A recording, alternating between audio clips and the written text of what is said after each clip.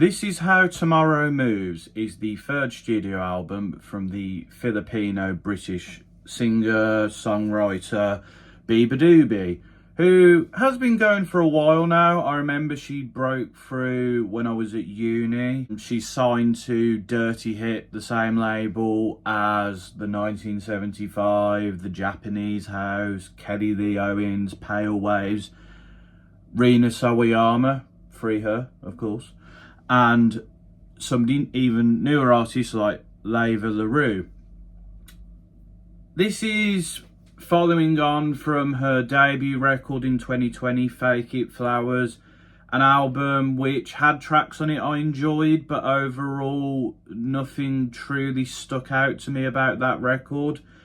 I didn't listen to her previous record, 2022's Beatopia, which of course has that song The Perfect Pair, which has gone viral, and I do enjoy that track, to be fair. But I've always found with beabadoobee, she's never really stuck out to me as an artist, whether lyrically, singing wise, the instrumentals she uses. And for me, that's always kind of made me think, what's the hype about this artist, when there's a lot of other artists who do this. Some do it better, some do it worse, some do it the same.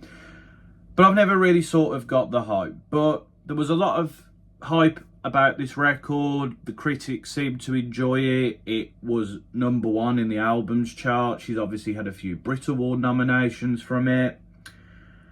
And while I will say this is beabadoobee's best record so far, although admittedly I haven't heard the second one, some of the issues that have plagued her music in the past do exist. But this is definitely an improvement, and she's headed in the right direction.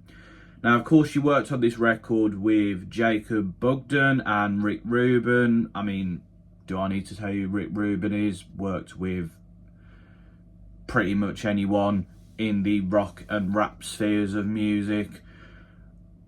And in terms of the production, at times this record is interesting, at other times it feels like it's not really going anywhere. But let's get into the record. Take a Bite was the only track I'd heard previously. It's like got this melodic indie rock sound, which is spearheaded by the plucked guitar. I like her delivery here. It's got like a bit of rhythm to it. I wouldn't quite say singy rappy, but it's got a bit of, to it. And I really like how soothing and passionate she sounds on the chorus. It allows her to stick out and go, okay, I'm listening. And the track kind of focuses on wanting someone she can't get and the inevitability that she will be let down because she can't have that someone or something. And I think the songwriting here is actually quite good. I do enjoy it. I feel like there are tracks on this record where the songwriting is quite good, and then other times it's a bit of a letdown, but I will continue. California has this more grungy sound to it from like the erratic guitars. I like how passionate the lyrics are and her soothing vocals on this one. She holds the note at the end of each line to sort of emphasise, which I think is a nice touch. The guitar's really coming on the chorus, and her softer delivery contrasts quite well with that, I will say. And it's about how life moves on, and she's taking this big risk and moving to California, and the person in her life doesn't really understand it or get it, and they're kind of stuck in the past. It's an interesting lyrics and an interesting topic, to be honest. I think it fits well in the track list. Then move on to One Time, which has got a bit of a Britpop, early noughties, melancholic indie sound to it. I don't know, the instrumental here just doesn't have that oomph to it. Like, everything seems to be as it should be, but it feels like it's missing some bit. Her vocals sound kind of like whiny on the chorus, like it's a bit grating, and again at the end of the track as well. it's just not quite pleasant on the ears, in my opinion. And the track's lyrically is fine. It's about like getting high and moving on from this person who's not really trying and they're not really delivering in that aspect. But just the way the vocals sound sometimes and the instrumental just make this a bit of a miss for me. Another one is Real Man, which has been like the most popular single here. It's got a mixture of like grungy, folky, ballady sound to it. The instrumental here just, I don't know, it just doesn't do too much for me. Her delivery kind of doesn't do it too much for me here. It feels like it's fitting that typical like pop structure of like verse, chorus, and like that works, but when it's really noticeable in a way that detracts, it detracts. And it's kind of like, the topic of the song is interesting. It's about this person who's been on a one-night stand and left and how they're not a real man. And I get that, but I don't know. There's just other things here that just don't work for me. Tie My Shoes, it's a really endearing track. It's quite simple and ballady with the guitar playing, but it's emotional, and like Beabadoobee gives off this passionate and sad delivery where she hits the high notes. She's like complemented nicely by these like ethereal, melancholic background vocals while she's singing.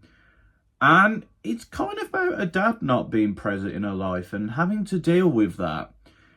I think the lyric that best works here is "It's all gone loose and the screws are with my old man," which I think is a really good metaphor for how she's feeling and how this is affecting her. And it's a poignant moment on the album. There's also a track after this called Girl Song where she talks about the sort of feeling horrible about herself, and those two tracks feel the most different from the rest of the record. But I do really like Tie My Shoes. It's a nice moment. Everseen has this like folky sound with the banjo, and then there's also these orchestral elements which when they come in give the track a like rise. It's a love song, you know. You've got the prettiest eyes I've ever seen. It's kind of cute. It's got a bit of bounce to it. It's a bit of fun. The intensity builds in the instrumental on the second verse. It does the job quite nicely. It's not the greatest thing ever, but, you know, it does what it needs to do. I feel like after this point, the record just, it loses something. I mean, A Cruel Affair has this, like, Hawaii sort of on a beach type sound. Her delivery's quite monotone. The lyrics are interesting in her talking about this other girl who's caught her partner's eye.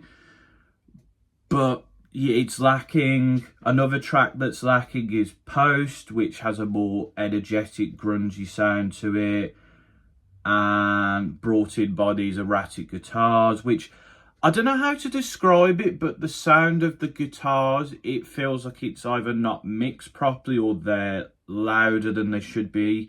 Not on the ear, but they feel loud, if you know what I mean. It just feels a bit generic. Like the person, that she has someone on her mind. It's just lyrically not the best here. The Man Who Left Too Soon, I really feel like this track could have been skipped. It feels like they just kind of one-taked it and were like, yeah, that'll do. The guitar playing's very fast-paced. The monotone delivery has some passion to it. But especially on the chorus, it feels like she's trying to get the words over and out with. And yeah. And then the final track, This Is How It Went, kind of ends the record off fine. like references to like gum falling off a shoe and them both moving on to their respective professions. The plucked banjo instrumental here just gets old quite quickly. But I don't want to end this on a low point, because everything I want is this summery indie rock ode to that someone you desire. It feels like there's influences of like Fleetwood Mac, Beatles, Beach Boys, and it's not the most out there track, but it's passionate and the delivery is endearing, and it's just, you know, it gets to the point, it does the job well. But overall, I am left quite mixed on this record. It has some very good moments, particularly on the first half of the record, where beabadoobee shows off her songwriting ability, the production's doing something interesting, beabadoobee's vocal performance shows off her versatility. But then, especially on the latter half of the record, the instrumentals become a bit tiresome. The delivery doesn't quite engage. Sometimes lyrically, it doesn't engage. And you're just left with this sort of mixed bag of a record. It's definitely beabadoobee's best album so far, but there's still a bit of improvement to do, in my opinion, which is why I'm feeling probably a 5.5, maybe a 6 if I'm being nice. But yeah, a step in the right direction, but much improvement to be done here.